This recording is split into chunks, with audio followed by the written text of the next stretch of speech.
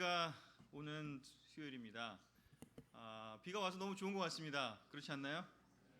여기 농사 짓는 분이 계신지 안 계신지 모르겠지만 하여튼 비가 와서 이렇게 해갈도 되는 것 같고 또 여러 가지로 좋은 것 같습니다. 우리의 또 마음에도 이렇게 필요한 그런 이렇게 가물은 부분이 있다면 오늘 말씀을 통해서 우리가 함께 또 마음에 그런 딱딱한 부분들이 있다면 물로 촉촉히 적시는 그런 시간 되기를 너무 바라고 같이 말씀을 나눴으면 좋겠습니다. 제가 이번 주에 저는 그 로마서를 큐티를 하고 있었는데 이 구절이 읽으면서 너무 좋아서 처음 먼저 나누고 시작하려고 합니다. 로마서 1장 11절에서 12절에 이런 이야기가 있습니다. 이처럼 내가 여러분을 간절히 만나려고 하는 것은 영적인 축복을 나눔으로써 여러분의 믿음을 강하게 하려는 것입니다. 다시 말해서 여러분과 내가 서로 믿음을 통해 힘을 얻으려는 것입니다. 아멘. 지난주에 토요일 일요일 날 저희는 그 팀 리더들이 그 상반기를 마감하면서 이제 하반기를 시작하면서 마음을 또 준비하기를 위해서 좀 이렇게 MT를 다녀왔는데요. 일요일 날 그 1박 2일만 갔다 왔는데도 불구하고 지난주에 주중 모임이 또 그룹별로 있어서 그런가 오늘 수요일 날 이 오는 모임이 너무너무 이렇게 이 성경 구절처럼 이렇게 간절히 이렇게 만나고 싶은 이렇게 오고 싶은 여기 계신 모든 분들을 한 명 한 명 너무 보고 싶은 마음이 너무 많이 생겼던 것 같습니다. 한 열흘 만에 뵈는 것 같은데도 너무나 이렇게 만나고 싶은 마음이 많이 간절했고 여러분들 모두 아마 그렇지 않나 싶다는 생각이 너무 듭니다. 또 티나이들도 이렇게 그 지난주에 시험 기간이었는데 오늘 또 다시 시험 어제 그제 끝나면서 오늘 이렇게 만나는데 너무 반갑고 이렇게 아이들의 표정이 여러 이렇게 시험의 결과에 따라서 다양한 표정들이 있었는데 하여튼 그래도 이렇게 만나서 보는 것만으로 너무 이렇게 기뻤던 것 같습니다. 옆에 계신 분들이 바로 우리 모두가 다 이렇게 우리가 이렇게 만나려고 하는 것, 수요일에 모이고 또 일요일에 모이고 또 그룹끼리 모이겠지만 이 모이려고 하는 것이 이 모이는 것이 어떤 의미가 있는지 우리가 먼저는 영적인 축복을 나누는 시간이라고 합니다. 옆에 계신 분들과 함께 만나는 것이 영적인 축복을 나누게 되고 그 축복을 나눔으로 인해서 우리의 믿음이 강해진다라고 이야기를 합니다. 그냥 이 자리에 오는 것이 뭐 큰 의미가 있나 없나 생각할지 모르겠지만 믿음을 강하게 하나님께서 해주신다고 말씀으로 이야기하고 계십니다. 다시 말해서 여러분과 내가 서로 믿음을 통해서 힘을 얻게 된다는 것입니다. 그래서 이 모임이 끝나고 아마 우리가 다시 돌아갈 때 우리 안에 이렇게 힘을 얻고 돌아가는 그런 시간이 될 것을 기대해 봅니다. 옆에 계신 분들이 그래서 영적인 축복입니다. 옆에 계신 한 분 한 분이 우리 영적인 축복이니까요. 우리 옆에 계신 분들에게 당신은 영적인 축복입니다. 우리 한번 이야기하면서 말씀을 시작해 보도록 하겠습니다.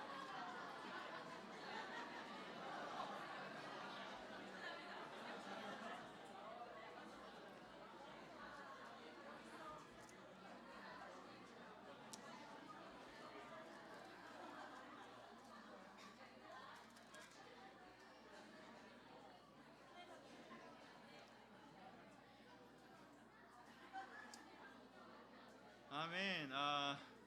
오늘 함께 나누고 싶은 말씀은 믿음을 통해 얻는 우리라고 해서 이번 3, 4분기 우리의 주제가 이렇게 True Fellowship, 우리의 교제에 대한 것을 다시 한번 생각해보는 어쩌면 우리 그 와러 펠로우십에 해당되는 메인 주제가 이번 3분기에 있지 않나 싶습니다.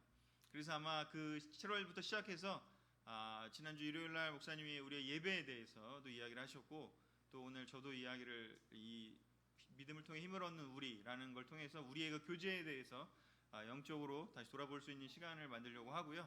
그리고 이렇게 7월 달에 이렇게 시작을 해서 8월 마지막 물론 9월까지 있겠죠. 9월에 또 추석도 있고 또 마무리를 짓겠지만은 그 8월에 또 마지막 9월 연결되는 그 시간 동안에는 우리 30주년이라고 하는 거대한 큰 축제 시간을 통해서 이 우리가 그냥 분당교회만이 아니라 대한민국 모든 크리스천들의 모임 또 전 세계에 있었던 있는 대한민국 그리스도 교회에 연관이 되어 있던 모든 분들이 함께 모여서 대성회를 벌이는 큰 축제가 열리는 그러한 주빌리가 있다는 걸 생각하면 3분기가 너무나 놀라운 이 교제를 우리가 말씀으로도 준비하고 또 실제로 경험하고 하는 놀라운 시간이 되지 않을까 싶습니다. 여러분 기대되십니까? 저희가 공교롭게도 팀 MT를 그 피닉스 파크를 갔다 왔어요. 그래서 미리 가서 공교롭게도 물론 하나 리조트 간 건 아니고 그 옆에를 피닉스 파크를 갔지만 가서 이렇게 먼저 보면서 우리가 기도하고 저희가 세례요한처럼 미리 이렇게 기도로 거기를 뿌려놨기 때문에 준비가 되지 않나 싶고 조금 부족할 수 있으니까 몇몇 그룹이 먼저 또 가셔갖고 기도로 뿌려주셔도 좋을 것 같습니다. 믿음을 통해 힘을 얻는 우리를 생각해 보면서 그렇다 그러면 우리의 교제의 근원이 바로 믿음을 통해 온다고 했는데 그 믿음의 조상이 바로 누구냐면 또 아브라함이지 않겠습니까? 그래서 우리 아브라함의 믿음의 관계를 통해서 하나님과의 그 관계를 통해서 우리에게도 힘을 주는 그 메시지가 있기 때문에 세 가지를 나눠보려고 합니다. 첫 번째는요, 하나님의 약속을 기억하고 행하자. 우리 믿음이라는 것의 시작이 하나님의 약속에서 시작이기 때문에 우리의 믿음이라는 것이 그냥 내가 뭘 할 수 있다, 내가 그냥 그 힘을 얻는 것이다, 내가 이 어려움을 극복했다, 이런 것일 수도 있겠지만 우리의 믿음의 시작이 어디서 왔는지 바로 하나님의 약속에서 기인했음을 우리가 바라보는 것이 너무나 중요하다는 생각이 너무 듭니다. 세상의 믿음과 우리의 믿음은 너무 다르죠. 세상의 믿음은 내가 뭔가 이것을 통해서 어떤 것을 성취하겠다, 어떤 것을 이루겠다, 그리고 이루어서 결국에는 내가 어떤 존재가 되겠다, 또는 나에게 어떤 유익이 생기겠다, 이런 것들이 시작이 되겠지만 성경에서 얘기하는 그 믿음은 바로 하나님이 먼저 우리를 불러주신 것에서 시작한다는 것이 있습니다. 창세기 15장 4절에서 6절에 보면요, 하나님께서 아브라함을 부르셔서 이야기를 하고 계십니다. 그때 여호와께서 그 사람은 내 상속자가 되지 않을 것이며 내 몸에서 태어날 자가 내 상속자가 될 것이다 하시고 그를 데리고 밖으로 나가서 이렇게 말씀하시다. 하늘을 쳐다보고 별을 세어보아라. 내 후손도 저 별들처럼 많을 것이다. 아브라함이 여호와를 믿었으므로 여호와께서는 이 믿음 때문에 그를 의롭게 여기셨다. 아멘. 하나님께서 아브라함을 먼저 부르셨습니다. 세상의 계약은 그 계약을 이행할 만한 능력이 있는 상대와 계약을 하게 되어 있습니다. 능력이 없는 사람하고는 계약을 하지 않습니다. 약속을 하지 않습니다. 왜냐하면 그 해봤자 내가 손해보니까. 그죠? 근데 하나님의 약속은, 하나님의 계약은, 하나님의 약속은 그걸 언약이라고 부르는데, 하나님의 계약, 하나님의 약속은 우리의 어떤 능력, 우리의 어떤 조건, 우리의 어떤 자질을 보고 뭔가 결정하는 것이 아니라 그냥 조건 없이 우리를 사랑하시기 때문에 바로 우리를 부르시고 우리에게 약속을 해주십니다. 그리고 우리에게 약속이 바로 어떤 약속인지, 별처럼 후손이 많아질 거고 또 너를 통해서 축복을 줄 거다, 뭐 이런 이야기 드린 것이죠.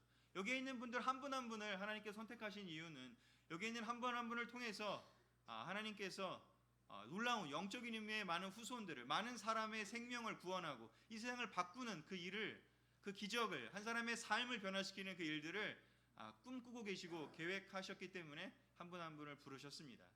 그리고 그 부르심에 대해서 우리가 믿었기 때문에 하나님이 우리를 의롭게 여기셨다라고 이야기를 하고 있습니다.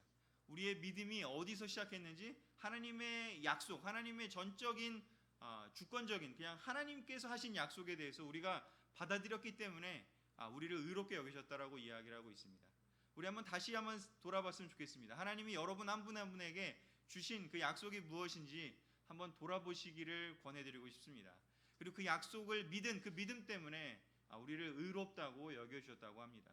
우리가 뭔가를 잘해서 뭔가를 이루어내서 의롭다는 것이 아니라 그냥 하나님이 널 이렇게 해줄게 라고 한 그 약속을 믿었기 때문인 거죠. 그래서 우리가 성경 공부할 때 제일 먼저 보는 구절 중에 하나가 예레미야 29장 11절에 13절이죠. 우리에 대해서 하나님께서 주신 약속을, 그 예레미야 9절을 통해서 우리가 받아들이고 믿었습니다. 그래서 너무나 기뻐했고 좋아했습니다. 하나님께서 우리에게 미래와 번영과 희망을 주겠다고 하는 그 약속을 우리가 받아들였습니다. 지금도 그 약속을 생각하면 여러분아 기쁘고 감사하고 흥분되십니까? 우리가 처음에 받았을 때는 어쩌면 어떤 모양새로 나타날 건지 모르기 때문에 훨씬 더 큰 기대와 훨씬 더 큰 우리의 상상하는 힘이 있었을지 모릅니다. 그러나 시간이 지나면서 어떤 것들을 경험하면서 그 상상했던 것보다 이렇게 현실적인 것들을 보면서 이게 이렇게 되는 건가, 이렇게 되는 건가 하면서 기쁜 것도 있었지만 이게 아직도 많이 남아있는 그 미래에 대해서는 우리가 상상하거나 또 생각하기에 우리가 좀 더 현실적이 되지 않았나 싶은 부분이 있습니다. 그러나 하나님이 우리에게 우리를 처음 불렀을 때 하신 그 약속은 지금 이루어진 것에 비교하면 사실은 아무것도 아니라는 것을 우리가 기억해야 합니다.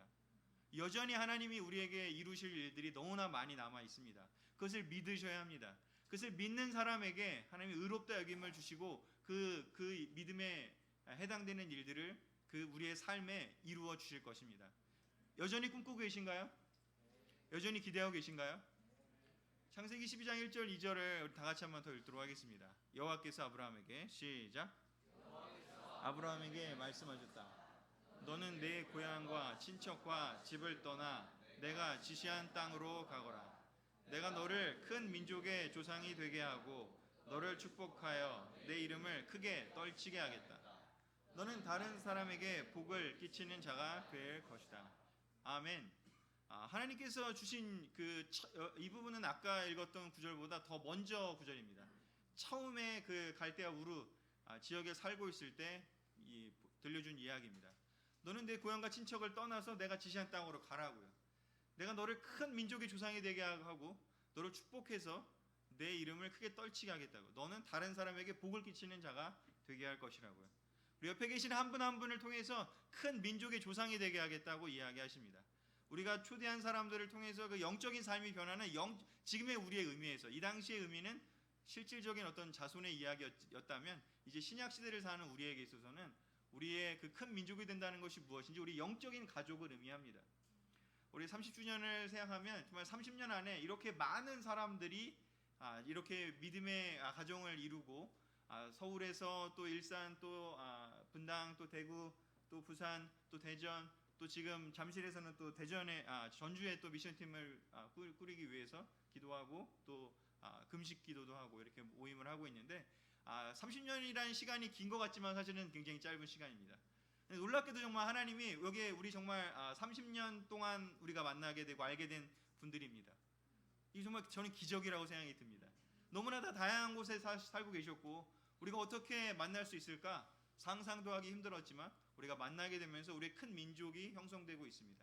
대한민국의 놀라운 영적인 가족이 형성되고 있습니다.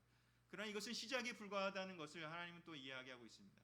우리를 통해서 하나님은 더 큰 민족을, 더 큰 영적인 가족을 만들고 싶어 하십니다. 더 큰 사람들의 삶의 변화를 이루어 주고 싶어 하십니다. 그 삶의 변화는 무엇인지 바로 사람들을 하나님의 이름이 크게 되면서 하나님의 영광을 돌리면서 우리 옆에 있는 사람들에게 복을 끼치는 사람이 되기를 하나님은 원해서 여러분들을 부르셨습니다. 여러분들이 한 분 한 분이 옆에 있는 사람들에게 복을 끼치는 자가 되게 하기 위해서 아브라함을 불렀던 것처럼 우리도 그렇게 되기 위해서 부르셨습니다. 여러분들을 통해서 여러분 주위에 있는 사람들에게 복이 끼쳐질 겁니다. 믿으십니까? 믿으셔야 합니다. 하나님이 약속하신 것입니다. 이 하나님의 약속 때문에 우리가 이 삶을 시작했음을 기억해야 되고 우리의 믿음의 근원이 바로 이 하나님의 약속, 하나님의 기대에서 시작했음을 우리가 기억해야 합니다. 그런데 이 약속을 하나님이 주시면서 하나님 무슨 이야기를 했냐면 고향과 친척과 집을 떠나서 내가 지시한 땅으로 가라고 했습니다. 조건이 한 가지 있습니다. 내가 너를 놀랍게 만들 건데 문제는 뭐냐면 지금 있는 곳에서 멈춰 있는 게 아니라 내가 지시한 땅으로 떠나야 그곳으로 가야 한다고요. 내가 제시하는 곳으로 가야 한다고요. 지금까지 해온 그런 어떤 습관과 어떤 익숙한 곳을 떠나서 하나님이 지시한 것들을 하기 위해서 떠나야 한다고요. 자, 우리가 예전에 떠났어요. 너무 놀랍게 떠나가지고 그 믿음의 여정을 시작했습니다. 그런데 놀라운 건 떠나서 가서 또 정착을 하게 되죠. 그래서 다시 또 어떤 습관이 생기게 되는 것 같습니다. 우리의 믿음을 좀 약하게 만드는 어떤 습관들이 또 형성되는지도 모르겠습니다. 그렇다면 우리는 또 어떻게 해야 되는지 우리의 그 영적인 의미에서의 우리를 붙잡고 있는 그 습관들과 익숙해진 것들을 우리는 또 떠나는 그 일을 해야 합니다. 하나님이 우리에게 축복을 주시고 싶어 하시는데 문제는 우리가 자꾸 멈추고 싶어 하고 머물러 있고 싶어 하고 계속해서 반복되는 것, 익숙한 것들에 우리는 계속해서 그냥 그 자리에 있고 싶어 한다는 거죠. 하나님의 약속을 기억하는 사람은 어떤 일을 행하는지 익숙한 것을 떠나는 일을 합니다. 하나님이 지시한 것에 대해서 관심이 있습니다. 하나님이 보여주고 싶은 것에 관심이 있습니다. 하나님이 지시하고 싶은 그 말씀에 순종하고 싶어 합니다. 왜냐하면 그걸 통해서 내 삶이 변하고 성장하고 축복받고 주위에 있는 사람들에게 또한 너무 놀라운 영향이 주어질 것을 믿기 때문이죠. 요즘은 어떠신지 질문드리고 싶습니다. 요즘 우리에게 그냥 익숙한 것에 멈춰 있는지, 아니면 하나님의 지시한 땅으로 우리는 가고 있는지, 그 땅을 바라보고 있는지, 그 영적인 그 도성을 바라보고 있는지 우리 한번 생각해 보시기를 원하고 있습니다. 지금의 그냥 이 그 고향과 친척과 집안에 생기는 그런 어떤 문제들에 우리가 그냥 그 안에서 그것을 붙들고서 그 작은 문제들을 붙들고 계속 있는지, 아니면 하나님이 제시하고자 하는 그 비전이 무엇인지 아마 각 사람마다 또 다를 수도 있고 또 여러 가지의 의미들이 있겠지만 그것을 바라보면서 앞으로 나아가고 계신지, 하나님은 아브라함에게 준 이야기를 통해서 우리에게 다시 한번 이야기하십니다. 너를 놀랍게 해주고 싶은데 조건이 있다고. 네가 떠나야 한다고. 그 자리에서 일어나서 들고 떠나라고요. 우리 신약 성경에는 무엇이 나옵니까? 오래된 안진뱅이의 삶을 살았던 사람에게 예수님이 이야기합니다. 자리를 들고 일어나라고요. 그 사람이 일어날 수 있다라고 생각조차 못했습니다. 내가 뭐 어떻게 할 수 있겠어? 나는 누가 들어다가 저 베데스다 연못에 넣어줘야만 되는 사람이야. 누군가가 날 해줘야 돼. 내가 떠날 수 없어. 내가 일어날 수 없어. 어쩌면 그 이야기를 하고 있는 그 사람에게 모습이, 우리의 모습이 중에 그런 모습은 있지 않은가? 난 이건 안 돼. 이건 안 될 것 같아. 이건 변할 수 없을 것 같아. 하는 어떤 부분이 있나요? 그다음에 예수님의 그 음성을 들어야 합니다. 자리를 들고 일어나라고요. 네가 가라고요. 네가 내 음성을 듣고 순종하라고 예수님 이야기하십니다. 여러분은 요즘 다시 한번 우리 하나님의 약속을, 하나님의 기억을, 하나님의 명령을 듣고 우리가 행하려는 그 마음이 우리의 믿음의 시작임을 기억하시기를 원합니다. 내가 이 어떤 문제가 있을 때 그걸 그냥 내가 해결할 수 있나 없나, 어떻게 해결해야 되나, 그런 지식적인 것들은 의미가 없습니다. 그것에 앞서서 우리가 기억해야 될 것은 하나님의 말씀, 하나님의 약속, 바로 그것임을 우리가 기억하기를 원하고 싶습니다. 우리 마가복음 10장 29절에 30절 한 구절 더 읽도록 하겠습니다. 예수님은 시작. 예수님은 이렇게 말씀하셨다. 내가 분명히 말한다. 나와 복음을 위해 집이나 형제나 자매나 부모나 자녀나 논밭을 버린 사람은 이 세상에서 그 모든 것을 100배나 받고 아울러 핍박도 받을 것이며 오는 세상에서는 영원한 생명을 얻을 것이다. 아멘. 아멘. 나와 복음을 위해서 집이나 형제나 자매나 부모나 자녀나 논밭을 버린 사람은 이 세상에서 그 모든 것을 100배나 받고 아울러 핍박도 받고 또 오는 세상에서 영원한 생명을 얻을 거래요. 예수님의 약속이었습니다. 제가 드리게 한 약속입니다. 실제로 우리가 경험했습니다. 우리가 집도 옮기라 그러면 옮기고요. 또 이사하라 그러면 이사하고, 영적이기 위해서는 우리가 이사하는 것도 두려워하지 않았습니다. 집을 버린 건 아니지만 옮겼습니다. 버릴 필요까지는 없으니까. 물론 우리가 헌금할 때 우리의 것들을, 소유를 팔아서 헌금하기도 했습니다. 우리의 것들을 아껴서 헌금하기도 했습니다. 그리고 형제나 자매나 부모나 자녀와 우리가 갈등을 빚기도 했습니다. 그래서 어려움도 겪었습니다. 제자가 되기를 반대하는 어떤 가족들이 있었기도 했고 많은 어떤 경험들을 했습니다. 그러나 그것들을 우리가 참고 견뎌내고 이겼을 때 그들이 정말 우리를 정말 아끼기 때문에 했던 그 마음을 신뢰하고, 또 하나님이 우리에게 우리가 이 싸움을 하는 걸 통해서 결국은 회복하실 것을 기대했고 믿었기 때문에 우리가 조금 그 당시에 어떤 어려움을 견뎌냈었습니다. 그랬을 때 결과적으로 어떤 일이 벌어졌는지, 시간이 흐르면서 오히려 우리를 핍박했던 사람들이 교회에 와서 형제자매가 되는 기적도 받고, 또 이제는 예전에 핍박했지만 더 이상 핍박하지 않는, 이제는 우리를 존중해주는 그런 경험들도 실질적으로 하게 되었고요. 또 우리가 어떤 면에서는 좀 우리의 친구들, 우리의 어떤 그런 좋은 것들, 내가 생각하는 원하는 좋은 것들을, 내가 소중하게 여겼던 것들을 좀 끊었을 때 어떤 일이 벌어졌는지 하나님이 정말 우리에게 너무나 많은, 정말 상상도 할 수 없는, 바로 여러분이 증인이시고 증거가 되겠죠. 바로 우리에게 그런 것들을 많이 허락하셨음을 믿습니다.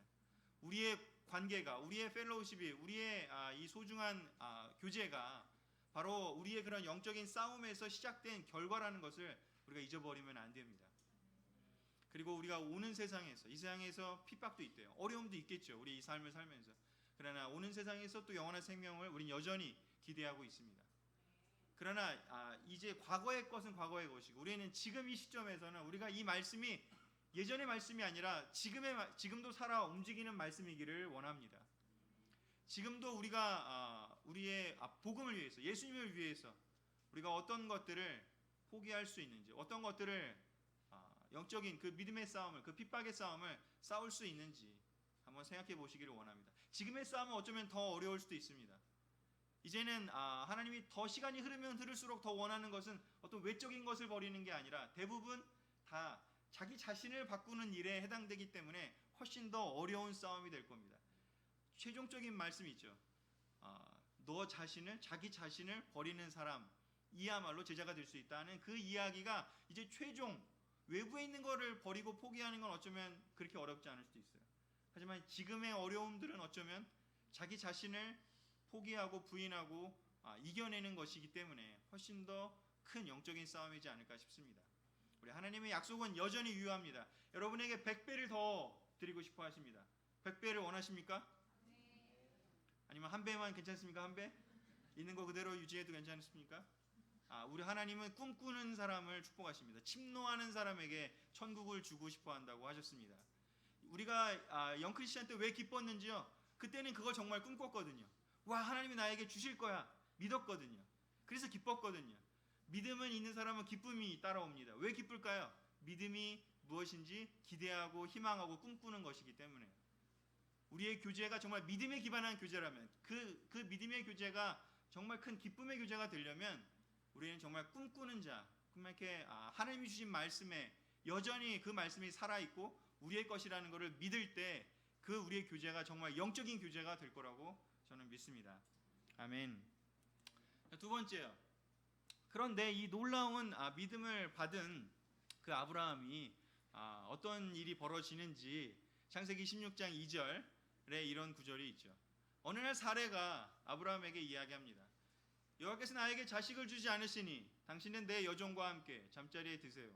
아마 내가 그녀를 통해서 자식을 얻을 수 있을 거예요. 하자 아브라함은 사레의 말에 따르기로 하였다. 그 놀라운 약속을 듣고 우리가 성경에서, 로마서에서, 히브리서에서 많이 칭찬하는 그 아브라함이 놀랍게 약속을 받았는데, 근데 그 약속이 이루어지기까지 몇십 년이 걸려야 했습니다. 그 약속은 놀라운 민족을 이루겠다, 또 많은 일을 하겠다라고 얘기를 했는데 아들조차 없는 그런 상황이 벌어진 거죠. 이 약속은 받았는데 그 약속이 정말 이렇게 그 약속의 1도 안 이루어지는 것과 같은 상황이 지속이 됐습니다. 그랬을 때 아브라함과 사레는 어떤 일을 행하는지, 하나님 주신 약속을 기다리면서 하나님이 이루어질 때까지 기다리기보다 그 사이에 자구책을 간구하게 됩니다. 그 자구책은 무엇인지 바로 사레가 생각해낸 것이죠. 내 여종과 함께 잠자리에 들라고요. 그래서 아이를 낳게 하자고요. 이 말 안에는 하나님의 약속은 없습니다. 그냥 아들을 얻고 싶은 그냥 한 노부부의 그 마음만 들어 있습니다. 원하는 것인 하나님이 주겠다는 것과 내가 원하는 것이 동일했지만 이제 기다리기에 지쳐버렸습니다. 그것이 될까 안 될까 너무 오래 지척이 되니까 하나님 말씀이 약속이 있었지만 그 약속이 있는지도 잊어버리는 시점이 돼서 이제 사라와 아브라함은 자구책을 간구하게 됩니다. 그래서 그 자구책을 통해서 이스마엘이 태어나게 되고, 그 이스마엘이 태어나는 것을 통해서 나중에 가족의 분란이 일으켜지게 되면서 또 이스마엘을 쫓아내야 되는 또 어려운, 사실상 아브라함 입장에서는 자기의 또 그 핏줄이 섞인 그 자녀를 내쫓아야만 하는 어려운 그 대가를 치르게 됩니다. 믿음의 약속을 받았지만 그 약속이 이루어지기 위한 그 많은 어떤 시련과 기다림과 인내와 그런 것들이 존재했지만 그런 것들을 견뎌내지 못했을 때, 우리가 우리의 자구책을 썼을 때 반드시 대가를 치르게 된다는 것을 이 아브라함의 예를 통해서 우리가 볼 수 있게 됩니다. 그리고 큰 인류 역사를 봤을 때도 결국은 이 이스마엘의 후손이 아람 민족을 형성하고 이슬람의 세력이 돼서 지금 끊임없이 이런 어려움들을, 전 세계적으로의 갈등을 겪는 걸 생각하면 사실은 이 아브라함의 결정이 지금의 우리에게까지도 전 세계에 큰 영향을 주게 되는 것을 보게 됩니다. 물론 하나님께서 결국엔 나중에 이스마엘을 또 도와주고 그 대가를 치른 것에 또 어떤 도움을 주고 그를 보호해 주겠다는 약속도 하시고 그 대가를 치르는 것에도 우리 하나님께서는 함께해 주시면서 우리가 그 대가를 치를 수 있도록 도와주시지만 그 결과는, 그 피해는 계속해서 대대손손 우리에게 주어진다는 것을 생각해 보면 우리가 이렇게 믿지 않고 내 뜻대로 하는 것이 얼마나 위험한지를 이 예를 통해서 우리가 돌아보면 좋을 것 같습니다. 여러분, 요즘 삶에 있어서 또 아마 어떤 경험들이 있으실지도 모르겠습니다. 저도 마찬가지고요. 믿지 않고 기다리지 못하고 내 뜻대로 행했을 때 벌어진 일들에 대해서 우리가 아마 작은 경험이 있을 수도 있고 어떤 큰 경험이 있을 수도 있고 어쩌면 아직 경험하지 못한 분도 계시다면 어쩌면 지금이라도 더욱더 자구책을 간구하는 그 위험에 뛰어들지 않으시기를 권해드리고 싶습니다. 우린 늘 또 이러한 그 하나님이 주신 약속이 현실에서 이루어지지 않을 때 이런 일들을 너무나 이렇게 추구하게 되는 것이 우리의 속성이지 않나 싶습니다. 자, 세 번째요. 이 일을 통해서 아브라함은 저는 배웠다고 생각합니다. 창세기 22장 2절 3절이요. 같이 읽겠습니다. 그때 여호와께서 시작. 그때 여호와께서 아브라함에게 말씀하셨다. 너는 사랑하는 내 외아들 이삭을 데리고 모리아 땅으로 가. 내가 지시하는 산에서 그를 나에게 제물로 바쳐라. 그래서 아브라함은 다음 날 아침 일찍 일어나 채우고 제물을 태울 나무를 준비하여 두 종과 자기 아들 이삭을 데리고 하나님이 지시하신 곳을 향해 떠났다. 아멘. 우리 이 사건 때문에, 하나님이 이삭을 바친 이 사건 때문에 아브라함은 믿음의 조상이 되고 칭송을 받는 사람이 되고 너무 놀라운 본이 되죠. 모든 믿는 사람들의 조상이 되지 않습니까? 이 놀라운 일이 있었는데 저는 이번에 이 창세기 내용들을 좀 묵상하면서 저는 앞에 있는 그 사건이 큰 역할을 했을 거라고 생각하게 되었습니다. 만약에 이스마엘을 낳고 이스마엘과의 관계 속에서 그 부대끼고 어렵고 또 후회하고 내가 하나님 약속을 신뢰하지 못하고 기다리지 못했기 때문에 이런 일을 겪는구나 하는 그 후회와 어려움들을 겪지 않았더라면 어쩌면 아마 이때 어쩌면은 넘어졌을 수도 있지 않을까. 어쩌면 그 시간들을 통해서 이스마엘을 통해서 자기가 믿음의 약속을 기다리지 못하고 자구책을 강구했던 그 사건을 통해서 처절하게 대가를 치르는 그 대가의 시간들을 통해서 그리고 이스마엘을 내쫓아야만 하는 그 시간들을 통해서 어쩌면 아브라함은 정말 하나님의 약속을 신뢰하고 하나님을 정말 믿고 하나님 말씀대로 행해야겠구나, 이 아들이 정말 하나님에게서 왔구나 라는 것을 더 많이 느끼고 그 결과로 하나님께 바치면 하나님이 내가 하나님 밖에 이삭을 바치면 이삭이 죽었더라도 다시 살아오던가 아니면 또 새롭게 주실 건던가 뭐 어떤 상황이 됐든지 간에 하나님이 해결해 주실 것이라는 것, 온 별처럼 많은 그 민족의 조상이 되겠다고 하는 그 약속을 반드시 이루실 거라는 것을 어쩌면 아브라함이 그냥 갑자기 얻게 된 것이 아니라 이런 실패와 이런 어떤 어려움과 그런 자기 마음대로 했던 그 경험들을 통해서 실수했던 것 통해서 배우면서 성장한 게 아닌가라는 생각을 해보게 되었습니다. 그래서 중요한 것은 무엇인지 실수를 통해서 배우고 믿음을 성장시키는 것이 중요한 것이지 실수를 했다고 해서 그냥 다음에 다시 실수하지 말아야지, 아니면 절대로 실수하지 말아야지, 아니면은 실수했으니까 난 안 돼, 역시 나는 불가능해, 불능이야 라고 머무르거나, 아니면 실수해도 뭐 큰일 안 일어나네, 계속 내 마음대로 해야겠네, 뭐 여러 가지 방법으로 우리가 그 실수를 반응하는 많은 방법들이 있을 겁니다. 그러나 아브라함은 놀랍게도 한 번의 실수를 통해서 어마어마한, 물론 한 번의 실수가 한 생명을 태어나게 하는 것이고 그 생명 태어나게 하는 것이 아주 커다란 수년 동안의 일들을 겪게 했기 때문에 훨씬 더 뼈저리게 느꼈는지도 모르겠지만 아브라함은 그 실수를 통해서 배우고 성장해서 드디어 하나님께서 바치라고 하는 것에 대해서, 하나님께서 내놓으라고 하는 것에 대해서 기꺼이 내놓을 수 있는, 드릴 수 있는, 자기 자신의 것이라고가 아니라 주장하지 않고 하나님의 것이라고 인정하고 내놓을 수 있는 믿음의 조상이 되었다고 생각이 듭니다. 우리는 어떻습니까? 우리는 우리의 실수를 통해 제 삶을 살면서 우리가 많은 실수하지 않습니까? 많은 어려움을 겪지 않습니까? 많은 후회되는 일들이 있지 않습니까? 그러나 그것을 통해서 우리가 더 성장하고 더 강해지고 더 믿음이 성장했는지 한번 돌아보기를 권해드리고 싶고, 앞으로 다가오는 일들에 대해서 우리가 정말 믿음으로 더욱더 반응하고, 우리가 하나님께서 이삭을 바치라고 하는 것처럼 우리에게 여전히 바치라고 하는 것들, 땅을 떠나라고 하는 것들, 또 제자 기준에 있는 많은 기준들이 있지 않습니까? 자녀와 형제자매와 부모와 너 자신을 부인해야 비로소 내 제자가 될 거라고. 우리는 그 약속을 여전히 우리에게 바칠 것을 요구하는 것들을 움켜쥐고 있는 것이 아니라 내놓을 수 있는 그 믿음까지, 아브라함의 믿음까지 성장하는 단계가 되기를 하나님은 원하십니다. 그런 과정들을 거쳐서 비로소 하나님이 아브라함에게 하신 그 약속이 결국에는 이루어져 가는 그 과정을 보게 됩니다. 우리를 통해서 100배의 축복을 주시고 또 하나님이 많은 것들을 주신다고 했습니다. 그 모든 것들이 이루어지기 위해서 필요한 것들이 있습니다. 그 필요한 것들은 바로 우리의 실수를 통해서 배우고, 결국에는 하나님의 약속을 통해서 우리의 믿음이 성장한다는 것을 우리가 굳게 우리 마음속에 확신으로 자리 잡아야 합니다. 로마서 11장 32절과 29절을 적어왔는데요. 함께 읽어보도록 하겠습니다. 하나님이 시작. 하나님이 모든 사람을 불순종에 맡겨두시는 것은 그들 모두에게 은혜를 베풀기 위해서입니다. 하나님의 은혜의 선물과 부르심에는 후회하는 일이 없습니다. 아멘. 하나님이 때때로 우리를 불순종을 그냥 하도록 내버려 두신대요.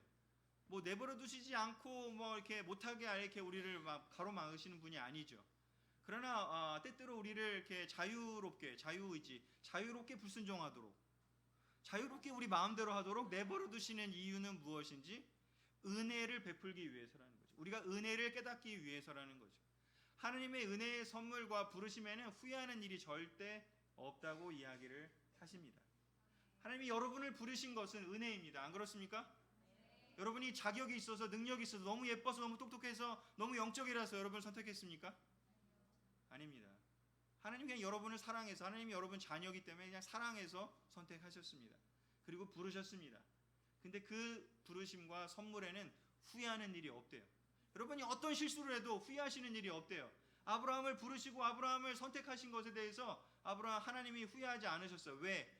아브라함이 실수했지만 그가 결국은 실수를 했을 때 그 대가를 치렀고, 또 그 대가를 치르는 과정을 통해서 배워서 그 다음에는 하나님의 뜻에 합당한 일들을 할 수 있는 사람으로 성장했기 때문입니다. 하나님의 부르심과 선물에 후회가 없으려면 우리가 무엇을 해야 하는지 하나님의 은혜를 이해하고, 디모데 후서에서 이야기한 것처럼 내 믿음의 아들이여 은혜로 강해지십시오라고 이야기를 합니다. 우리가 실수했다고 하면 그것을 기억하고 하나님의 은혜를 기억하시길 원합니다. 우리가 잘못한 것들, 우리가 죄를 지은 것, 우리가 실수한 것을 생각하면, 우리의 약점을 생각하면, 옆에 있는 사람의 약점을 생각하면 우리가 너무나 마음이 힘들지도 모르겠습니다. 하지만 그것은 우리를 바라볼 때 그런 일입니다. 그러나 하나님을 바라보면, 하나님의 관점으로 보면 그 모든 일이 다 은혜 베푸시기 위함, 하나님의 이름을 드높이기 위함이라는 것을 하나님은 로마서에서 이야기하고 계시고, 아까 아브라함 부를 때 뭐라고 했습니까? 너를 통해서 내 이름이 크게 떨쳐지기 위해서 너를 불렀다고 했습니다. 우리를 부르신 목적 중에 하나가 하나님의 이름이 우리를 통해서 드높여지는 것입니다. 우리의 고백이, 우리의 찬양이, 제가 이렇게 잘못하고 제가 이렇게 실수했는데 하나님이 이렇게 나를 바꾸셨습니다. 하나님이 이렇게 나에게 끊임없이 은혜를 베푸셔서 내가 이렇게 변했습니다.